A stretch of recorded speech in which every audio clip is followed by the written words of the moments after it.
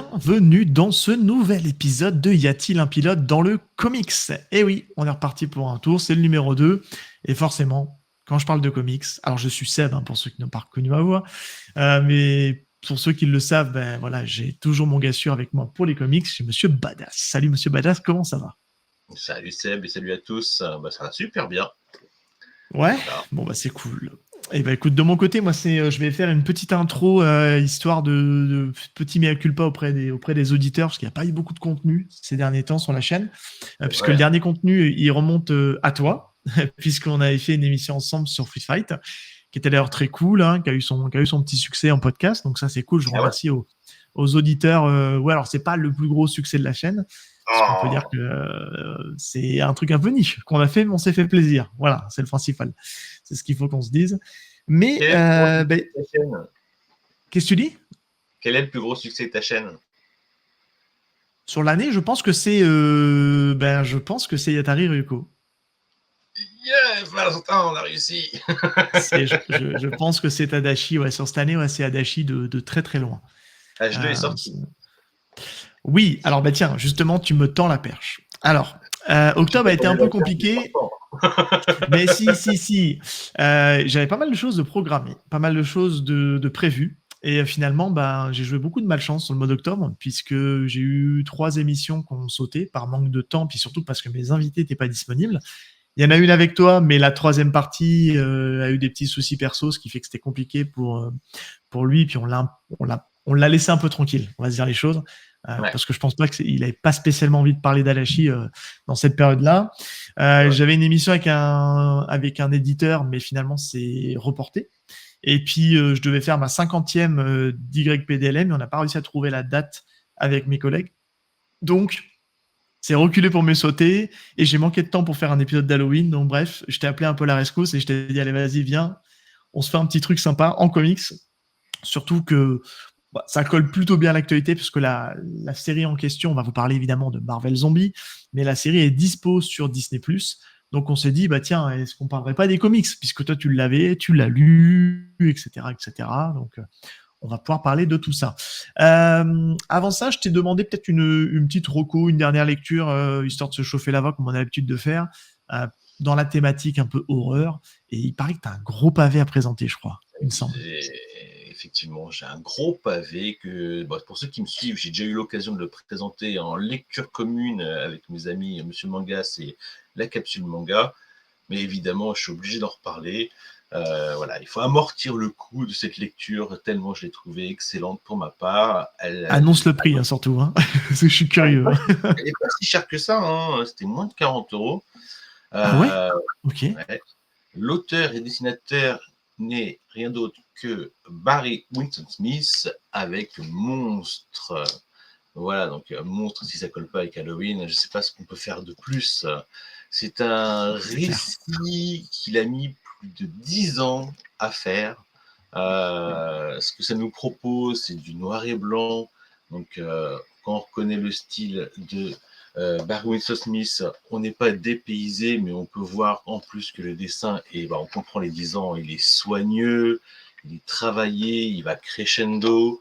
Il peut être assez horrifique. Alors, de quoi ça parle, Monstre?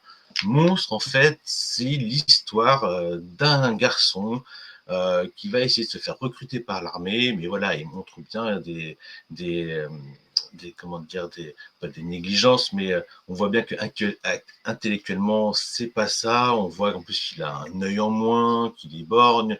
Voilà, on sent que le garçon, il n'est pas fait pour l'armée non plus, mais le recruteur, voilà, il se rappelle qu'il y a une branche de l'armée qui cherche à recruter certaines personnes et qui pourraient totalement correspondre, vu qu'apparemment il n'a plus de famille, tout ça. Et on va comprendre très vite qu'il va servir de cobaye. Donc la personne qui l'aura recruté va avoir beaucoup de remords et surtout il va avoir des images de ce qui lui arrive et donc il va essayer de savoir ce qui lui est advenu. Il va se renseigner auprès de sa hiérarchie et puis il y a ce côté un petit peu très qui ressort très complotiste de néo-nazis en Amérique et qui font des trucs de cobayes et tout ça. Et donc ça va être super intéressant parce que on va comprendre un petit peu au cours de lecture qu'on est un peu dans une allégorie de ce que aurait pu être le personnage de Hulk réécrit sans les contraintes de Marvel. Et c'est un petit peu ce qui ressort beaucoup là-dedans. Donc voilà, on a un personnage qui va devenir monstrueusement fort, monstrueusement laid, à tel point que ceux qui ont commandité cette expérience militaire en souhaitant certainement faire un petit peu comme Captain America, et ben ils vont être dégoûtés, ils vont prendre ça pour un échec. Sauf que voilà, comme vous pouvez comprendre, ça va pas se passer comme il faudrait. Et voilà, je vous laisse un petit peu comme découvrir, mais je peux vraiment vous garantir que ça fait partie de mes meilleures lectures de cette année 2025. En termes de comics, ça faisait longtemps que j'avais mis ça de côté, parce que oui, c'est un gros pavé, donc on se dit, bon, faut prendre le temps de le lire, est-ce que ça a l'air vraiment bien, on fait que le feuilleter, tout ça. Ça vaut vraiment le coup, vous n'allez pas en sentir indemne. C'est chez Delcourt. Et franchement, le prix est vraiment honnête pour le travail qu'il fournit dedans. Je vous dis, le dessin, il va crescendo et il vient de plus en plus abouti. On sent une différence, une évolution. Déjà qu'il est beau au début, mais en plus, il devient sublime à la fin. Il y a des scènes qui sont monstrueuses et surtout, ça prend au cœur parce que c'est une lecture qui reste aussi très émotive par rapport à ce qui se passe, la monstruosité qui est décrite dans ce récit. Donc voilà. Ok. C'est très tentant. Et l'auteur a fait quoi d'autre? Parce que là, pour le coup, pour moi, il est inconnu au bataillon. Est-ce que tu as Non, il d'autres est pas œuvres? inconnu. Tu as pas Dis-moi. tilté, c'est celui qui a fait l'Arme X avec Wolverine. Ah, On y ok, retrouve c'est bon. ces similitudes au début du récit, justement, avec les tests en tant que cobaye. C'est Ok. celui aussi qui a fait, par exemple, avec Roy Thomas, les Savage Sword de Conan, qu'on peut retrouver en omnibus également, chez Panini. Qu'est-ce qu'il a fait d'autre? Il a fait Ad Astra in Africa, où il reprend encore une fois un personnage de Marvel qui est Tornade. Et là, voilà, il fait ce qu'il a peut-être pas pu faire avec Marvel. C'est un récit assez très court. Et puis, il a fait deux autres récits que j'ai pas encore lus, mais je me suis procuré il y a peu. C'est Young Gods et Freebots, je crois. Enfin voilà, deux récits dont j'ai hâte de lire. Mais surtout, vous pouvez aussi le retrouver dans celui-ci en lecture must-have, c'est La Vie la Mort, où il est avec Chris Carmont, où justement il est avec le personnage de Tornade. Donc très intéressant. Vraiment, c'est un auteur dont j'adore le dessin et j'aime tout autant l'écriture en fin de compte. Donc je peux comprendre qu'il ait mis autant de temps, 10 Ah, ans, pour finir son titre, ouais, bien sûr. ouais, Ok. contre ce monstre. Eh ben toi, je le connais que par l'Arme X et j'avais pas fait le rapprochement avec l'auteur. Donc ouais, ok. Bah écoute, je me le note dans un coin. Vous le connaissez avec la couleur un peu criarde. Il y a une Mm. édition Prestige qui est sortie en noir et blanc. Et donc là, vous voyez tout le talent du Ouais. dessin qui est très organique en même temps. Vous allez vous régaler. C'est vrai que tu soulèves un point. Des fois, souvent, on préfère regarder dans certains comics d'une certaine génération, plus regarder le noir et blanc que la version couleur. Parce que des fois, la palette de couleurs qui a été choisie des fois pour coloriser des fois les comics, c'était pas tout le temps. Ou des fois, Ouais, la couleur peut avoir tendance des fois un peu à downgrader le dessin, alors que le mec dessine super bien. c'est ce que je me suis dit à la première lecture de l'Arme X, que j'ai d'abord lu en couleur. Et au final, moi, à la fin de ma lecture, je trouve que ça donnait beaucoup de charme aussi. Tu vois. Donc je pense que vraiment, là, vous avez vraiment le choix entre quelque chose, effectivement, qui a des couleurs très criardes, très old school, très presque, comment dire, psychédélique, tu vois. Mais quelque part, ça sert le récit aussi, je trouve, même aujourd'hui, avec ce côté rétro-psychédélique. Et quand tu le redécouvres en noir et blanc, il y a quelque chose de plus authentique aussi là, qui va avec. Ok. Écoute, moi, je vais essayer de rester dans la thématique aussi de l'horreur. J'ai cherché une recommandation qui pouvait coller. J'ai pas le titre avec moi pour le montrer à ceux qui nous suivent sur YouTube, mais moi je vais vous parler de Haunt. Il y a l'intégrale en fait qui peut se trouver malheureusement, on a vérifié ça pour l'émission avec Badass, elle peut se trouver en occasion chez un libraire ou que ce soit. Elle est plus dispo à la vente. Peut-être qu'un jour ils vont la rééditer, mais surtout vous pouvez la récupérer en numérique pour un peu moins cher, parce que la version à la base coûtait 39,95 et la version numérique coûte 27,99. Bon, c'est un gros bébé, hein, c'est un gros pavé. Haunt, c'est en gros la rencontre de l'auteur de The Walking Dead, auteur influent, qui n'a pas fait que ça, qui est aussi l'auteur d'Invincible accessoirement, mais qui est Robert Kirkman. Et c'est quand Robert Kirkman en fait rencontre Todd McFarlane, donc l'auteur culte de Spawn, mais qui a aussi bossé sur des très bons runs de Spider-Man, je trouve, moi j'ose le dire. Enfin, je trouve qu'il y en a vraiment des très très chouettes. Il y en a un où il est tout seul, où c'est très horrifique même. Oui, c'est là où il adapte Morbius. Hein. C'est dans celui-là où on retrouve Morbius, justement, et qui est vraiment très très cool. Qui aurait pu d'ailleurs aussi faire l'objet d'un truc d'Halloween, puisque c'est un passage où justement Spider-Man est vraiment mis à mal, est vraiment mis très très compliqué. Et je suis en train de me poser la question si c'est pas dans ce run-là où sa tante découvre son secret. Je suis en train de me poser la question. J'ai un tout petit doute. C'est dans Straczynski ? Ouais. Okay. Oui, il n'en peut plus, il a sauvé New York, tout ce que tu veux, et puis à cause du 11 septembre, puis à un moment il n'en peut plus, il est allongé sur son lit, et puis elle entre, elle le trouve dans son lit en train de dormir. Ah ouais, tu vois, je confonds. Mais alors, est-ce que c'est quand même McFarlane qui est au dessin sur ce run-là, ou c'est Straczynski qui fait tout de A à Z ? C'est Romita Junior qui est dans... C'est Romita Junior, ouais, tu vois, donc je me trompe, ok. Bon, tu vois, c'est trop j'adore lointain pour moi. Non, j'adore le style de Todd McFarlane, justement, dans ce Spider-Man. Je le trouve exceptionnel. Et puis, il y en a beaucoup qui critiquent par rapport au scénario, mais moi, je trouve qu'il donne tout ce qu'il faut. Non, il est chouette. Il est horrifique. On voit le côté précurseur de Spawn, justement, aussi, avec tout ce qui... entre la toile, les capes et tout ça, des personnages, des antagonistes, même le Venom, il est horripilant. Non, franchement... Ouais. Et ben c'est un run que moi j'ai, alors je vous montrerai tout à l'heure, mais j'ai une partie, c'est pareil, je le cherche aussi parce que je l'avais commencé étant plus jeune. Je l'avais dans la collection 100% Marvel. Alors, je vais vous en parler tout à l'heure, puisqu'on va, avant de commencer à parler de Marvel Zombie, on reviendra sur les différentes éditions disponibles, et on en parlera 5 minutes avant de se lancer dans la chronique du titre. Donc, on a digressé, mais le titre que je voulais parler, moi, c'est Haunt. Donc, Haunt, qui est un peu la fusion entre l'univers de Kirkman qui rencontre l'univers de McFarlane et qui vont s'associer avec deux des dessinateurs peut-être les plus talentueux de leur génération, que sont Greg Capullo et Ryan Utley. Ils se sont partagés en fait le run. Je crois que je sais plus si c'est Capullo qui a commencé, c'est Utley qui a dû terminer, je crois, de mémoire, dans l'ordre.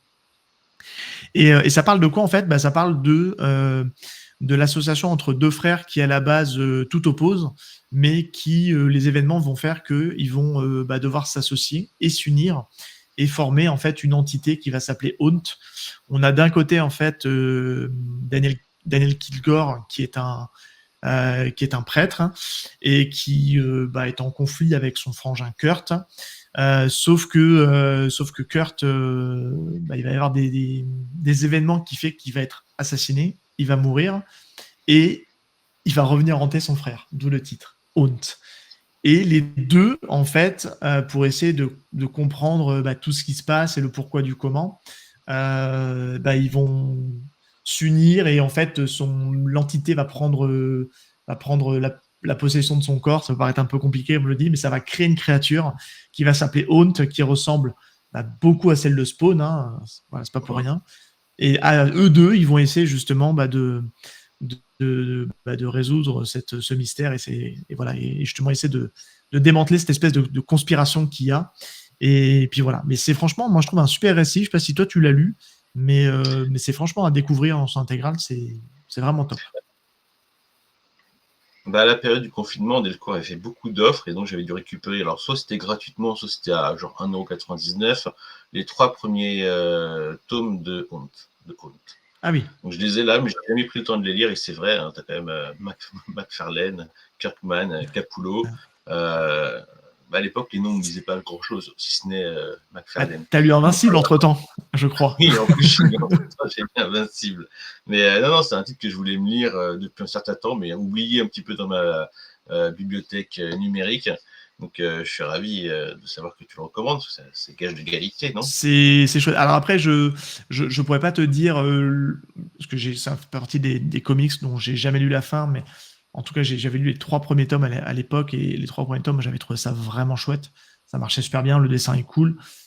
Et puis encore une fois, c'est un peu une dream team, donc généralement ça marche bien. Donc ouais, je vous recommande en tout cas Haunt, si vous avez l'occasion, lisez-le, c'est vraiment vraiment cool. Écoute, si tu veux bien, on se lance dans la lecture du jour, puisqu'on va vous parler donc de Marvel Zombie. Voilà. Et pour ceux qui nous voient sur YouTube, on a tous les deux une version différente. Alors, par quoi on commence du coup? Est-ce qu'on attend un petit peu avant de dire de quoi ça parle ou est-ce qu'on se lance tout de suite dans les différents types d'éditions disponibles? Comment tu Oh, veux bah, la faire? Marvel Zombies, je pense qu'il n'y a pas besoin. On ira directement dans le vif du sujet, je pense, par rapport au premier Oui, chapitre. On va parler un petit peu des complètement. éditions qui sont disponibles ou qui l'ont été. Tu veux commencer ou je commence? Parce que toi, t'en as une, moi j'en ai une. Moi, j'en ai une. Je me suis Allez, procuré vas-y. celle de Mustave, hein, qui reprend donc le récit La Famine, qui est en 5 chapitres et donc j'ai pris totalement mon pied. Alors, je sais qu'il a dû se passer quelque chose avant, je sais qu'il se passera peut-être quelque chose après, mais c'est totalement recevable en tant que one shot, même si on peut estimer qu'il y a une suite après. Je sais de visu qu'il y a une version omnibus. Alors, je ne sais pas ce qu'elle comprend exactement. Moi, on m'a souvent conseillé de rester sur celui-ci et pas de dépenser mon argent sur toute la série, même parce qu'elle est très inégale. En tout cas, Oui. j'ai appris en préparant l'émission avec toi qu'il y avait quand même des suites, genre une préquelle avec Marvel Zombie Dead Days, où on retrouve, attention, on ne l'a pas dit, mais les mêmes auteurs qui sont quand même Robert Kirkman, donc Monsieur Walking Dead, et Shane Phillips, qui est quand même le dessinateur qu'on connaît souvent en travail collaboratif avec Ed Brubaker. Et franchement, l'assaisonnement est très bon. Ouais, vraiment très bon. Mais voilà, sinon, Super. en ce qui concerne Omnibus, je C'est ne sais pas très bon si jeu de tu mots, je veux adores. dire. Oui. Assaisonnement, on parle de bouffe. C'est très très bien Toi. trouvé. Moi, c'est une série que j'ai dans la collection 100% Marvel. Qui donc, en fait, le tome 1 de la collection 100% Marvel, Marvel Zombie, qui s'appelle du coup La Famine, c'est l'équivalent de ce que tu as toi, c'est-à-dire donc les 5 chapitres, les 5 issues que vous allez retrouver à l'intérieur.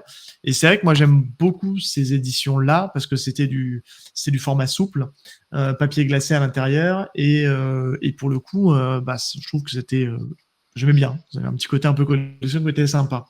Donc ça, faut savoir que cette série-là, elle est complète en 10 tomes, sachant qu'a priori aux États-Unis, ils ont l'équivalent de 12 tomes. Donc je pourrais pas trop vous dire. Bon, je m'aventurerai pas en tout cas sur les comparaisons édition américaine, édition française. En tout cas, en France, c'est sorti en 9 volumes, pardon, je dis des bêtises. Et moi, à ce jour, j'en ai 6. Donc il m'en reste encore 3 à trouver. Mais ce qui est intéressant, c'est que à l'époque, ça avait fait un petit peu de remous, parce que ça, je vous dis ça, j'ai encore l'étiquette de prix sur un des volumes, parce que c'est aux alentours des années 2008. On a un tome 2 qui sort et qui s'appelle Marvel Zombie Army of Darkness. Et je me dis, oh là là, c'est la suite, tout ça, ok, super. Et sauf que je comprends pas, parce qu'en fait, ça n'a quasiment aucun rapport, et on a l'impression que ça se passe en parallèle, etc. Et effectivement, Army of Darkness, pour les plus malins du fond qui ont capté le terme de Army of Darkness, eh ben, c'est ni plus ni moins que un run avec le personnage de Ash Williams de Evil Dead. Et c'est vrai que quand on parle de revenants, quand on parle de monstres, etc., bon, qui on appelle Ash Williams pour gérer le problème. Et franchement, moi, c'était un run à l'époque, j'avais pris énormément mon pied. Alors, c'est pas le même duo, hein, on en retrouve Lehman et Neves qui s'occupent en fait du run. Mais franchement, c'était vraiment super sympa parce que on retrouve les personnages de Captain America et compagnie. Ça se passe un petit peu avant justement que tout shift et que tout passe où ils deviennent des zombies. Et ce qui est rigolo, c'est qu'on retrouve des personnages où on n'a rien à faire, comme Howard the Duck, qui passe une tête. Donc bref, c'était assez fun. Et le vrai numéro 2 arrive au tome 3, cherchez pas. Et c'est là où on retrouve ce que tu disais tout à l'heure. On retrouve Sean Phillips et Kirkman dans Marvel Zombie 2, et qui, lui, se nomme Le goût de la mort. Et là, ce qui est bien avec celui-ci, c'est qu'en fait, on va nous expliquer un petit peu les origines avec le fameux issue Dead Days. Et on va prendre le postulat ensuite de suivre la suite de ce qu'on va retrouver avec la famine, et qui est sympa, mais on sent déjà que les auteurs sont quand même un peu moins inspirés que dans le premier, parce que le premier a cartonné. Oui, c'est Et ça. forcément, il fallait faire une suite. Donc, ça reste fun, mais c'est un cran en dessous. Et c'est là où je rejoins un peu ce qu'on a pu te recommander, bah, c'est que ça va aller forcément les qualités vont être de moins en moins bonnes, puisque moi à l'époque j'avais acheté donc le Marvel Zombie 3 qui s'appelle Terre 616, où l'on retrouve un autre duo d'auteurs que sont Van Lente et Walker, mais c'est voilà. Les dessins sont cool, mais l'histoire, on va se le dire, elle est un petit peu plus osef. Voilà. Parce que forcément, les héros qui sont dans cette histoire-là nous parlent un peu moins, sont un peu moins fun. Et j'avais un petit peu. Il en reste plus beaucoup. Comment? Il en reste plus beaucoup. Ben non, il en reste plus beaucoup, mais clairement, moi, j'avais un petit peu décroché. Parce que j'avais trouvé ça un peu moins fun. Et c'est vrai que c'est à partir de ce moment-là où j'ai arrêté et j'ai commencé après à essayer de trouver les suites parce que notamment en occasion. Donc là, j'ai le tome 5 qui est donc Marvel Zombie 4 qui s'appelle Les Fils de Minuit, toujours par le même duo. Donc ça, bah, pareil, je ne l'ai pas encore lu, mais on retrouve un certain Morbius dedans. Donc juste pour ça, bah, j'ai quand même hâte de le lire pour voir ce que ça vaut. Et ensuite, il y en a un autre qui est plutôt un spin-off qui s'appelle Return ou Le Retour, Marvel Zombie Le Retour, où on retrouve un Hulk. Et donc voilà. Donc après, je ne sais pas ce que ça vaut la suite, mais sachant qu'il y a encore 3 volumes derrière, je crois qu'il y a officiellement un Marvel Zombie 5. Et voilà. Mais c'est vrai qu'on s'y, à un moment donné, c'est la licence. Il était temps qu'elle s'arrête. Et je pense que l'omnibus, à mon avis, regroupe tout.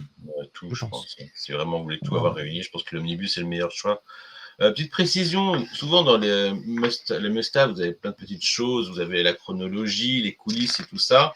Donc dans la chronologie, effectivement, on en revient à ce que tu disais avec des disques avec les mêmes auteurs, Robert Kirkman et Sean Phillips.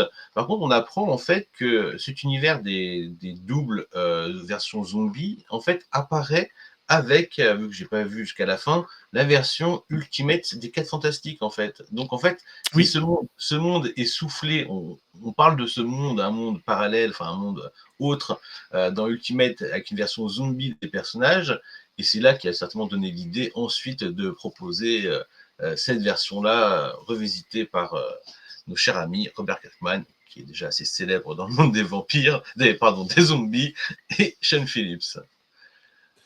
Eh ben écoute, si tu veux dire, on va se lancer dans le premier chapitre. Ils appellent ça chapitre 1.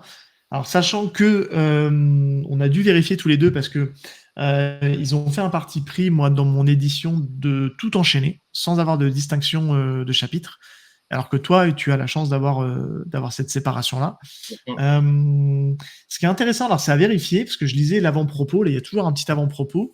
On découvre en fait que c'est que le rédacteur à cette époque-là est un certain Ralph Macchio. Alors, est-ce que c'est le même Ralph Macchio Karate Kid qu'on a dans les films, et que c'est lui qui a en fait chargé le jeune scénariste qui était Robert Kirkman pour justement s'occuper de cette saga de Marvel Zombie, quoi. Et donc voilà. Donc c'est pour ça. Je sais pas s'il y a un lien, mais en tout cas voilà. Ce que je te propose. Est-ce qu'il a fait Walking Dead à l'époque? Je sais pas. J'ai un doute. Il était en cours, peut-être. Oui, il venait juste de démarrer Walking Dead dans ce cas-là. Hein. Il n'était pas l'homme qu'il était aujourd'hui, quoi. Ouais, parce qu'on est quand même en. C'était quoi la date, là? Les dates? Ouais, dans le temps. Mars 2006. Oh, ça venait juste de démarrer, hein, Walking Dead. Hein, mars 2006. Ah ouais, d'accord. Mars et février, je crois. Hein. Ouais, c'est à vérifier.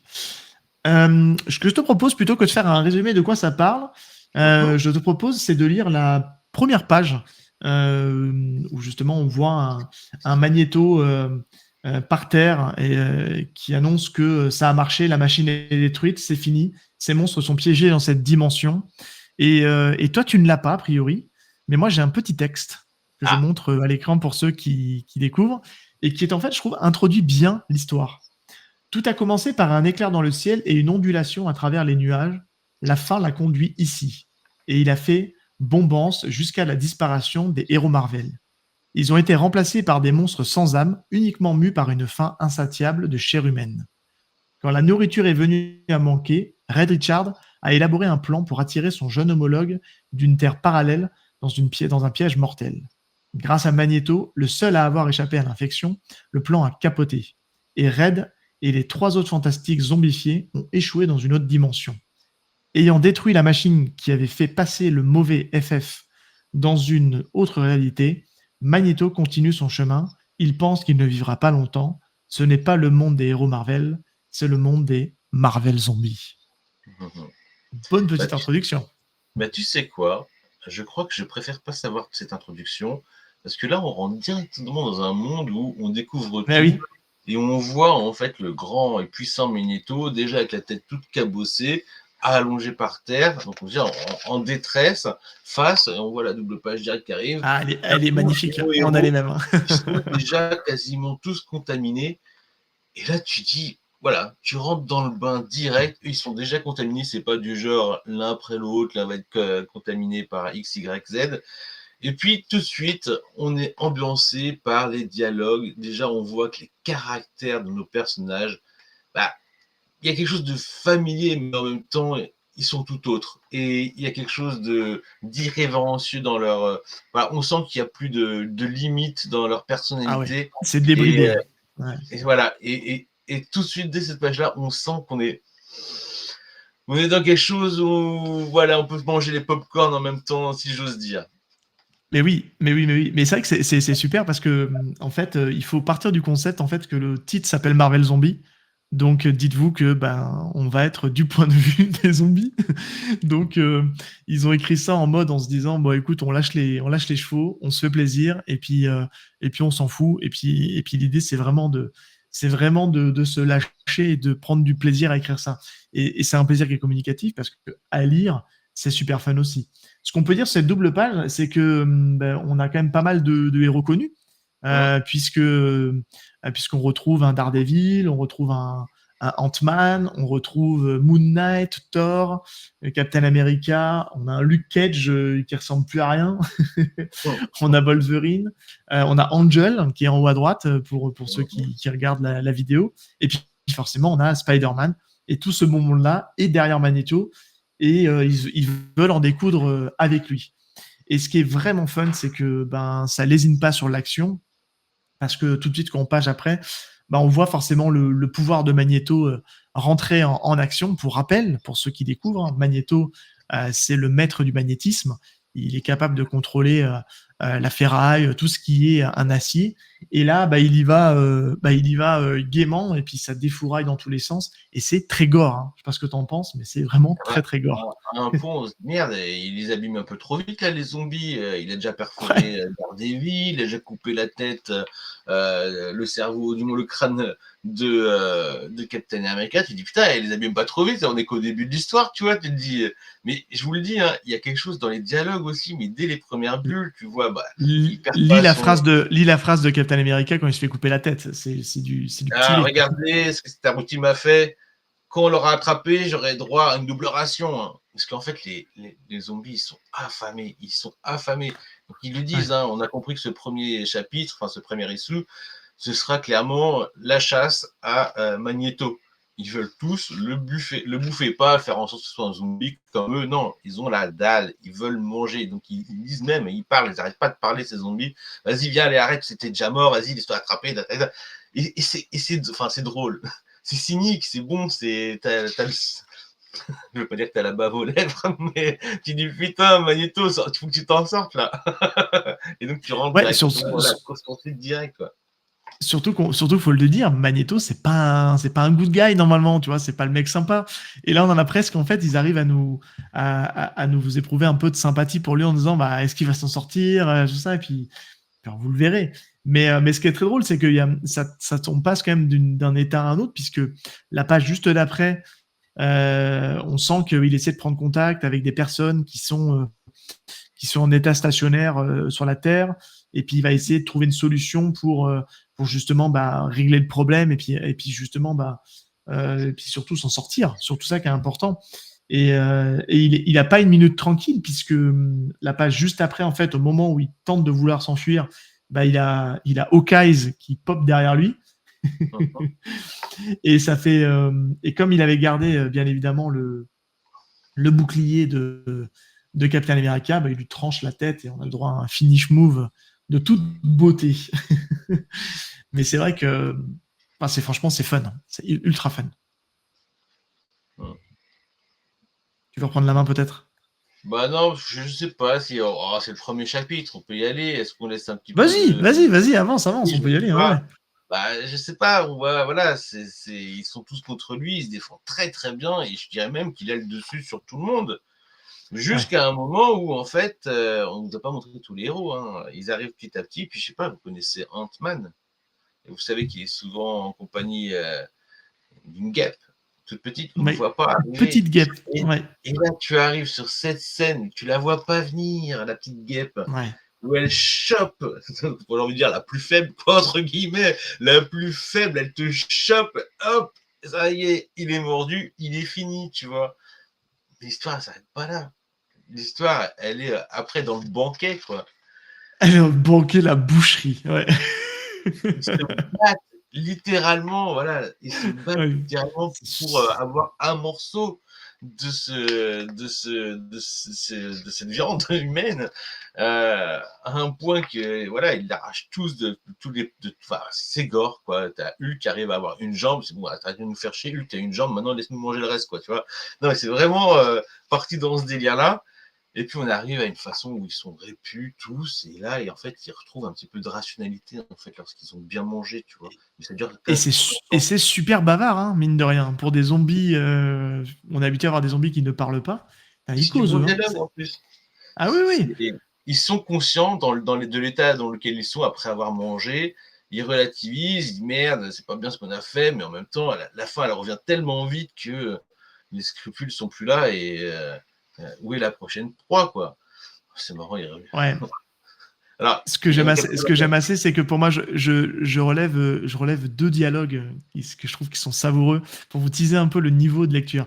Le premier, c'est donc Captain America qui, on rappelle, s'est fait couper, s'est fait scalper. Il Voilà, y a un bout de son j'allais cerveau dire. qui est tombé et qui dit, pour ce qui est de la théorie sur le cerveau, j'ai la preuve du contraire. Alors, à quoi il fait référence quand il dit ça? Il fait référence au fait que pour tuer un zombie, il faut lui éclater la tête et lui éclater le cerveau. Et puis là, il explique que il lui reste encore un bout de son cerveau, donc il est encore vivant.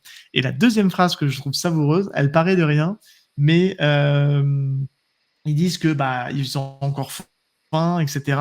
Et c'est la phrase de Peter Parker qui Putain, dit j'allais dire la même chose. j'ai mangé ma femme, ma tante. Pourquoi j'ai fait ça? Tiens, mais en fait, c'est grave, c'est horrible, mais en même temps, on arrive à relativiser que c'est un délire, quoi. Mais tout est dans le délire, mais en Ouais. même temps, il y a des propos chocs, on imagine quand même ce qui s'est passé, quoi. Et je trouve ça violent, en vérité, très violent par rapport à toute l'image, enfin, toute la familiarité qu'on a avec le personnage. C'est Ouais. putain de violent, c'est juste un dialogue de merde comme ça. Mais voilà, quoi, heureusement que c'est un univers parallèle, quoi. Oui, tu te dis que ça n'a pas trop d'impact normalement dans l'histoire. Et forcément, comme tu dis, ils sont repus, mais comme la fin revient vite, et ce qui est, je trouve génial, c'est que le premier chapitre, en tout cas, se conclut sur l'arrivée d'une nouvelle proie, et pas des moindres, un certain Silver Surfer. Voilà. On voit Et pas qui dit vous en Silver pensez Surfer? dit De quoi? effectivement que arrivera à un moment donné Potentiellement Galactus. Voilà. Galactus. Voilà. On va pas trop vous en dire parce que c'est quand même 5 issues, ça se lit quand Ouais, même assez vite. On va vous laisser le plaisir de le découvrir. Mais déjà, est-ce que tu peux me faire un petit avis à chaud sur l'écriture, le dessin, la totale comme d'hab? Et puis après, on se dira gentiment au revoir. On a fait volontairement un épisode un peu plus court que d'habitude, parce qu'il n'y a pas forcément grand-chose à dire. Mais c'est surtout pour vous pousser à aller découvrir Marvel Zombie. Vas-y, dis-moi tout.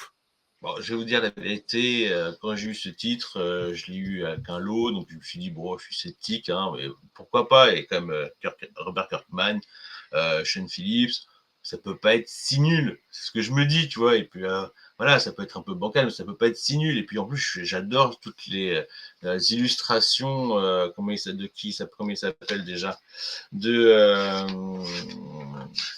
vais trouver, Arthur Sinman, où il nous propose des illustrations mais assez incroyables au niveau de la peinture.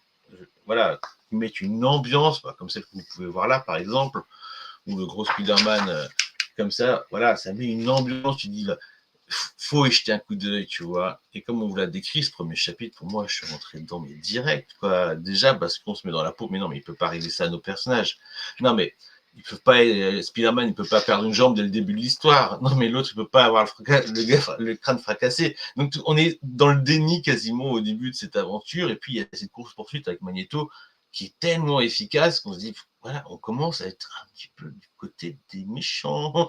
On commence à un petit peu être avec les Marvel Zombies. Je veux dire, quitte à ce que tout le monde soit zombie, autant parce que le laisser tout seul, seul humain contre c'est trop dur, tu vois, même pour Magneto, même pour tous les autres, Ouais. parce qu'il y a d'autres survivants, c'est trop dur pour eux. Donc voilà, autant qu'ils soient tous contaminés, qu'on passe à autre chose. Mais on va comprendre très vite qu'il y a d'autres problèmes qui vont se révéler. Par exemple, quelqu'un qui aura gardé secrètement un buffet vivant dans une pièce secrète, caché des autres, voilà, plein de petites choses comme ça. Donc, il y a vraiment des histoires qui se déroulent même entre les zombies qui rend ce récit vraiment très attrayant. Et puis, ça va toujours plus loin, toujours de manière à ce qu'on s'attend pas véritablement. Je m'attendais pas à ce que ça prenne ce tournure avec Magneto, mais je m'attendais pas que ça prenne cette tournure également avec le surfeur d'argent.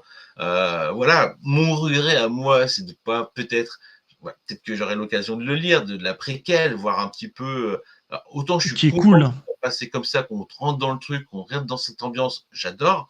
Autant maintenant, je suis un peu curieux qu'on vienne un petit peu en arrière, voir comment Wolverine s'est fait avoir, comment Spider-Man s'est fait avoir, sans forcément qu'il bouffe sa femme et enfant, tu vois, parce qu'il faut que ça garde cet impact de ne pas savoir des fois. Mais voilà, donc effectivement, on peut avoir la suite de ce récit, mais vraiment, moi je me dis que il se suffit aussi à lui-même, des fois, de ne pas montrer ce qui s'est passé avant ou ce qui se passera après. Elles existent, mais voilà, comme on me l'avait conseillé, je peux très bien me contenter de ce titre-là. Je trouve qu'il a fait merveilleusement bien le travail sur quelque chose qui peut être très, on peut le dire, très série B en ce qui concerne Ah les ben complètement. zombies. Voilà, Ouais, complètement. je l'ai trouvé très efficace, très original. Et je vous le dis encore une fois, ces petits dialogues-là, ça met aussi tout le sel à la narration, à ce qui se passe. Vraiment, il y a des personnages que je ne connaissais mal, comme celui qui grandit. Là. Je ne connaissais pas très bien son caractère. Putain, qu'est-ce qu'il est. Ça lui a pas fait de la pub. Ah non. Il y a des personnages en mode zombie, c'est des vrais crapules, c'est vrai, je parle de lui là. Le grand là. Voilà. C'est Hank Pym, non? C'est pas ça? C'est pas le premier, le premier. Ah non, c'est Giant Man. Pardon, Ouais, excuse-moi, c'est ça. j'ai des bêtises. C'est ça. Giant Man, Voilà, pardon. je dis, ce mec-là, je ne l'ai pas vraiment vu, par vite fait dans les Avengers, mais je crois qu'il était déjà mort, tu vois.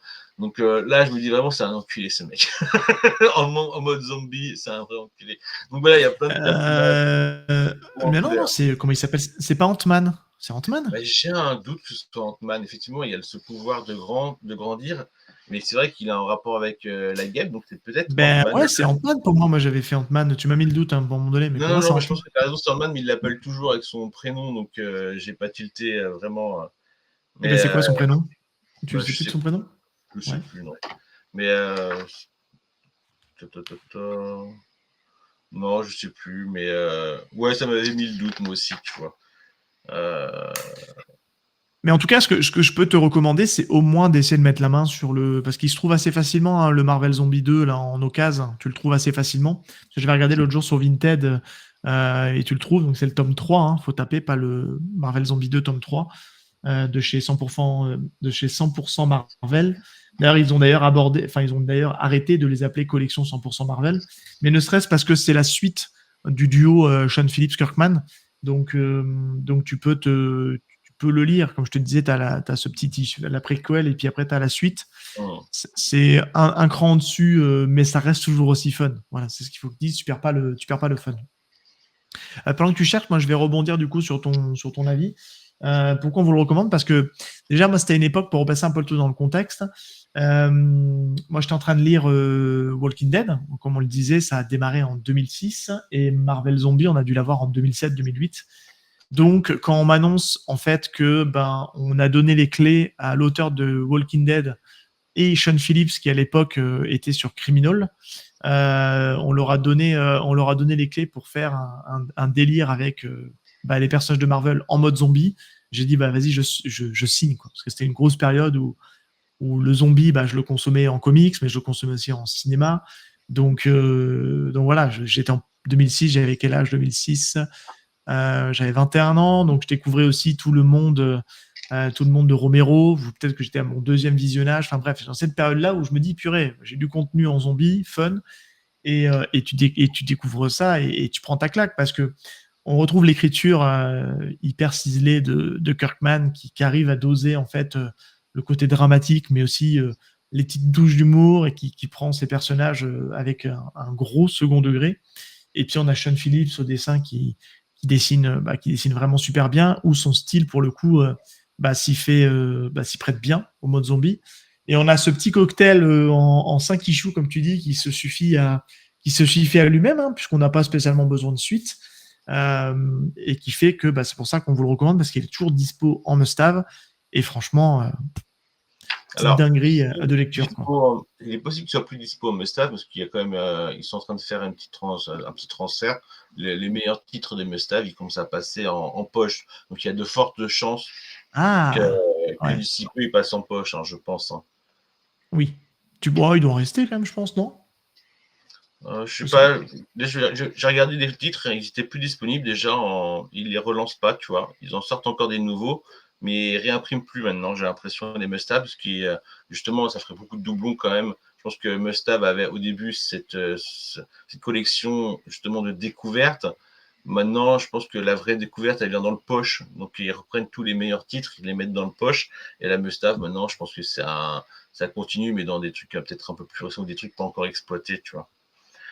J'ai pas retrouvé le nom, mais oui, je pense que c'est Ant-Man, il n'y a pas de doute. Ouais, mais il y a pas les de doute. auditeurs nous diront de toute façon.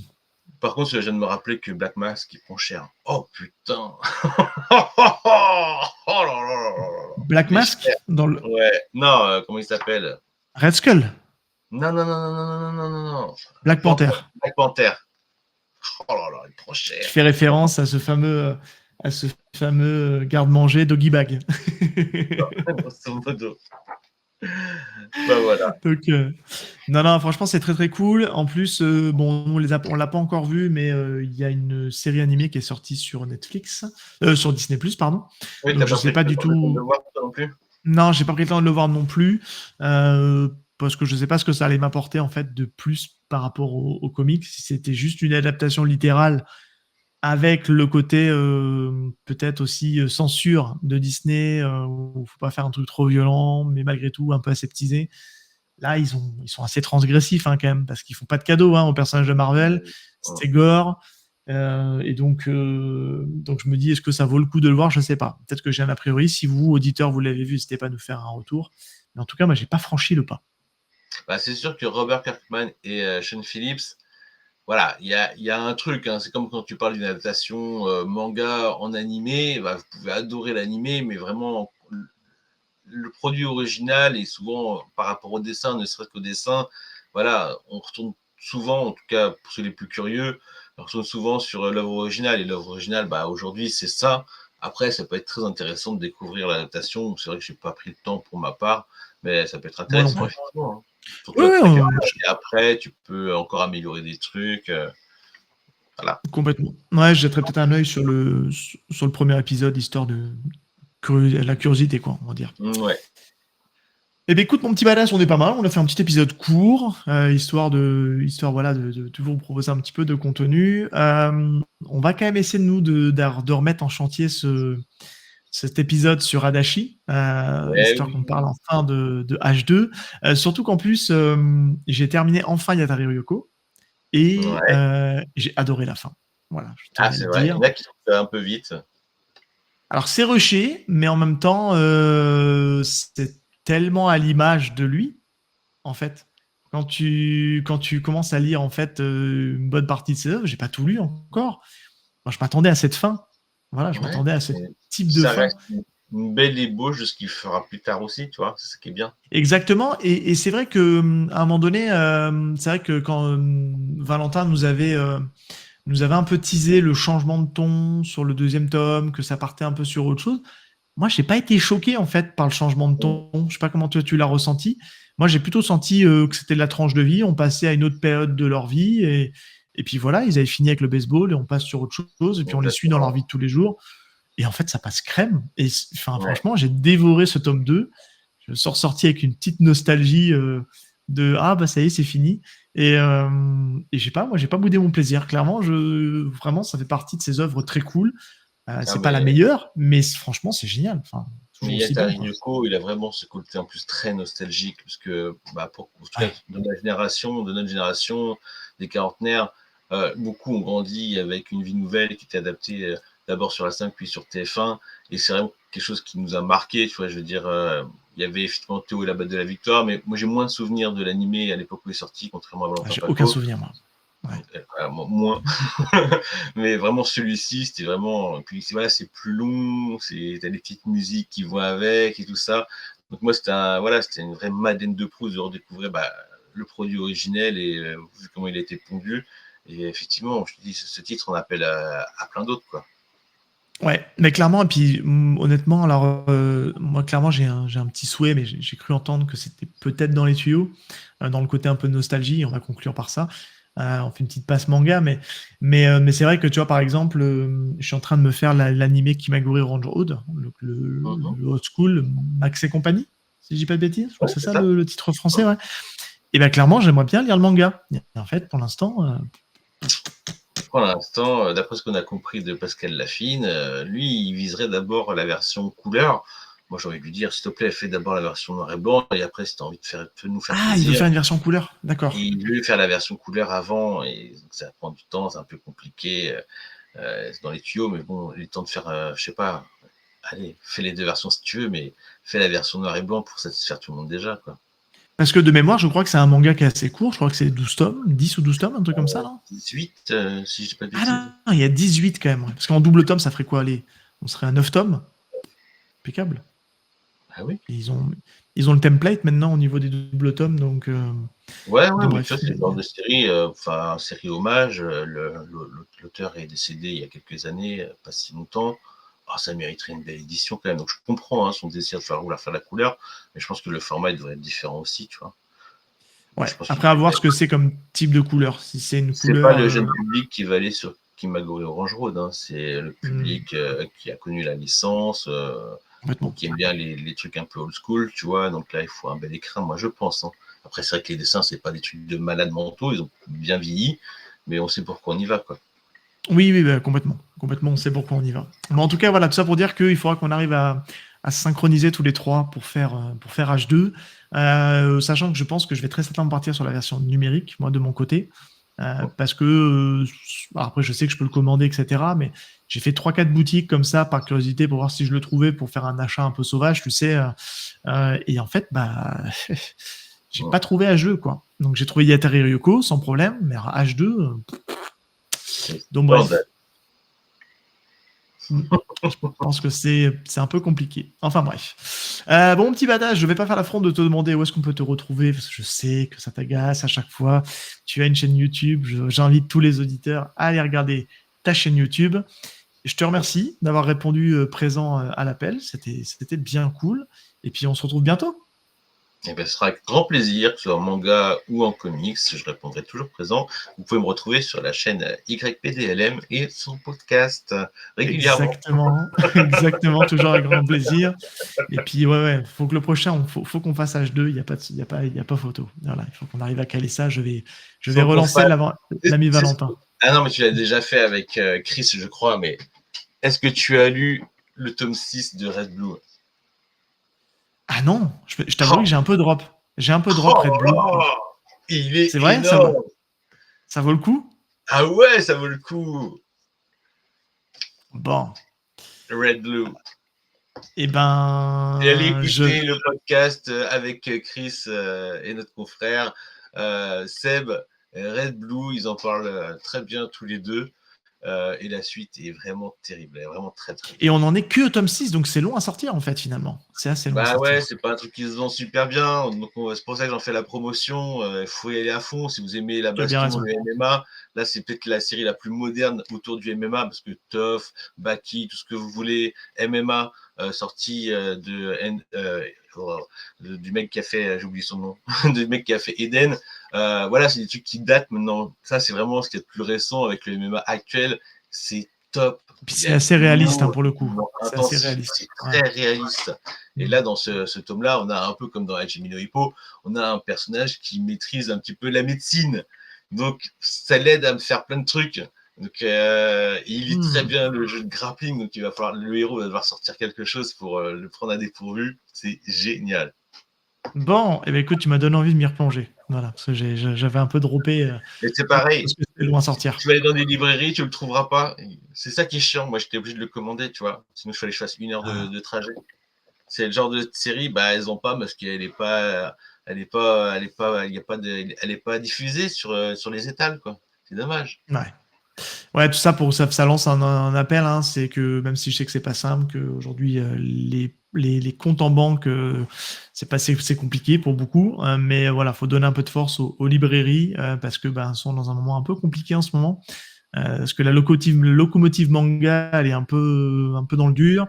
Le comics, bon bah il est toujours là, mais c'est compliqué. La BD, elle marche un peu, mais elle est un peu en recul aussi. Donc très très curieux d'aller sur, enfin en tout cas d'avoir les retours d'Angoulême pour justement bah, qu'ils nous sortent ces fameux états des lieux de comment dire de la BD en France. Et je pense qu'à mon avis le marché s'est un peu cassé la gueule. Mais bref, c'est Ouais. comme ça. Mais en même temps, c'est paradoxal, hein. C'est en ce moment, que ce soit en comics, en manga et en BD, il n'y a que des dingueries qui sortent. C'est fou, hein. C'est C'est ça. dans Et on peut pas chaque tout médium, acheter. il y a des trucs de fou qui sortent. Et effectivement, on peut pas tout acheter. Mais Non. c'est quand même triste de voir que autant même dans le manga, il y a autant de rééditions. Chez Panini, il y a autant de rééditions. Donc il y a plein de classiques qui reviennent sur le devant de la scène. Certes, on peut pas aller partout, mais le problème aussi, c'est que on est dans une phase de transition post-Covid où le secteur, chez les libraires en tout cas, est moribond. Et pourtant, il n'y a jamais eu autant d'actualités et d'aussi bonnes sorties. Donc Ouais, c'est parce que dommage. le timing est pas bon parce que les éditeurs avaient entre guillemets c'était planifié, c'était financé, donc il fallait qu'ils le sortent quoi, ils ont pas le choix. Et puis c'était dealé comme ça quoi. Donc bah, c'est triste à dire, mais voilà, on va essayer quand même malgré tout de faire ce qu'on peut. Mais moi je sais que je peux plus suivre là, hein. Clairement, c'est très très compliqué.